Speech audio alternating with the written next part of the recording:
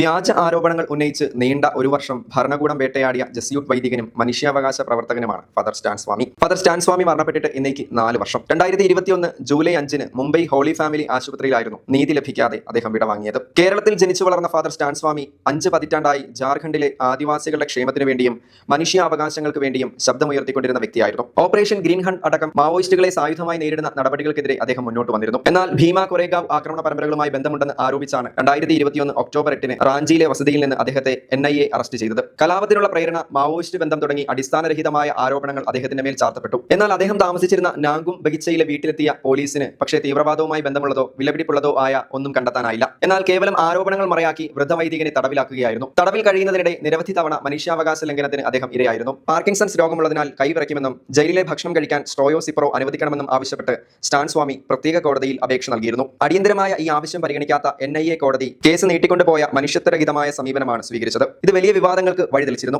ഐക്യരാഷ്ട്രസഭയുടെ മനുഷ്യാവകാശ സമിതി ഉൾപ്പെടെയുള്ള അന്താരാഷ്ട്ര സംഘടനകൾ പ്രകടിപ്പിച്ച എതിർപ്പിനെയും ദേശീയ തലത്തിൽ ഉയർന്ന പ്രതിഷേധങ്ങളെയും വകവയ്ക്കാതെ ഫാദർ സ്റ്റാൻ സ്വാമിയുടെ ജാമ്യാപേക്ഷ 2021 മാർച്ച് 22 NIA കോടതി തള്ളിക്കളഞ്ഞു. നാഡീവ്യൂഹത്തെ ബാധിക്കുന്ന പാർക്കിൻസൺസ് രോഗബാധിതനായ അദ്ദേഹത്തിന് നവി മുംബൈയിലെ തലോജ ജയിലിൽ വെച്ച് കൃത്യമായ ചികിത്സ ലഭിച്ചിരുന്നില്ലെന്ന് പരാതി ഉയർന്നിരുന്നു. പിന്നീട് ബോംബെ ഹൈക്കോടതി ഇടപെട്ടാണ് ഹോളി ഫാമിലി ആശുപത്രിയിൽ ചികിത്സ ലഭ്യമാക്കിയത്. വൈദികന്റെ ആരോഗ്യനില വഷളായതിനെ തുടർന്ന് അദ്ദേഹത്തെ ജൂലൈ 4 വെന്റിലേറ്ററിൽ പ്രവേശിപ്പിച്ചു. പിറ്റേ ദിവസം 2021 ജൂലൈ 5 നീതിപീഠത്തിന്റെയും ഭരണകൂടത്തിന്റെയും ദയയ്ക്ക് കാത്തു നിൽക്കാതെ ആ മനുഷ്യസ്നേഹി മരണപ്പെട്ടു. ഫാദർ സ്റ്റാൻ സ്വാമിയുടെ മരണത്തെ തുടർന്ന് അന്താരാഷ്ട്ര തലത്തിൽ വ്യാപക വിമർശനമാണ് ഉയർന്നത്.